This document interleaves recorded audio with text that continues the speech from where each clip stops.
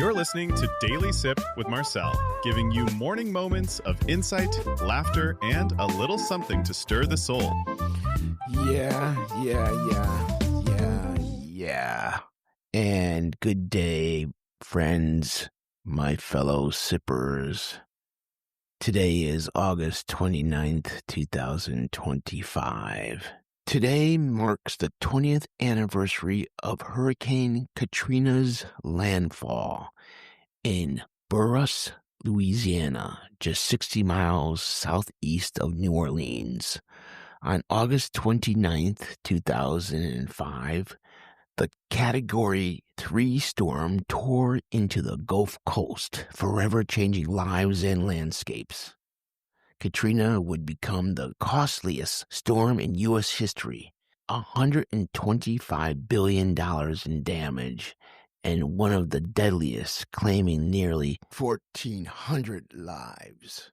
At that time, New Orleans was led by Mayor Ray Nagin, who had taken office 3 years earlier in 2002. Just 21 hours before landfall, he issues the city's first ever mandatory evacuation order. Roughly 80% of the residents left, but between 100,000 and 150,000 remained. Nagin's leadership was under an unrelenting spotlight, praised by some for his urgency, but criticized by others for the city's lack of preparation. He would go on to serve until 2010, with his tenure forever defined by Katrina. When the levees broke, the city broke too. Within hours, 20% of New Orleans was underwater, and within days that number rose 80%.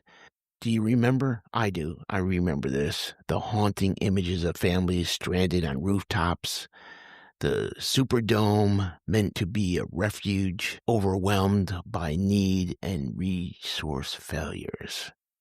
Katrina also reshaped America's demographic story. It caused the largest U.S. migration since the Dust Bowl of the 1930s. Even now, 2 decades later, New Orleans' population remains down by 20% compared to the year 2000. Today, let's hold space for the lives lost, the families displaced, and the resilience of the communities who rebuilt, brick by brick, song by song, spirit by spirit. Because remembrance isn't just about looking back. It's about carrying forward the lessons of preparation, compassion, and unity when disaster strikes.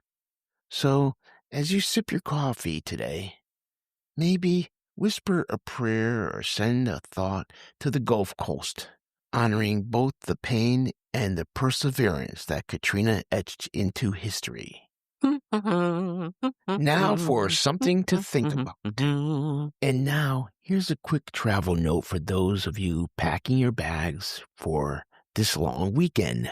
The good news is airlines and platforms like Expedia, American, and United are rolling out last-minute discounts.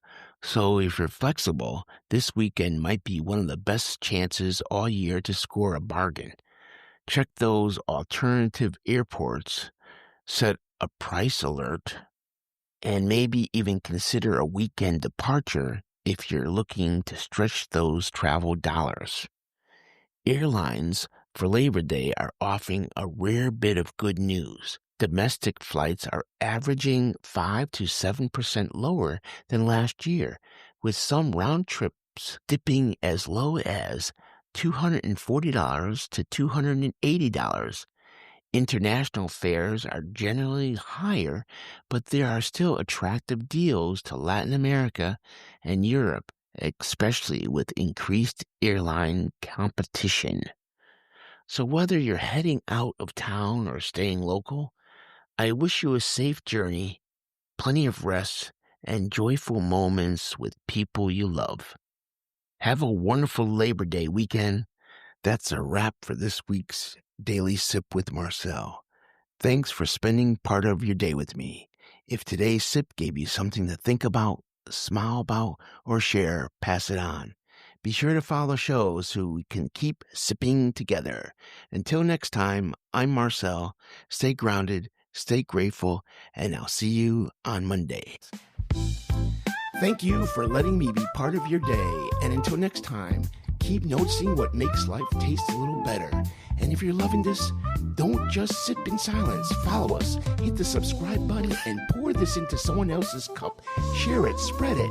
Let's wake the world up together, one daily sip at a time.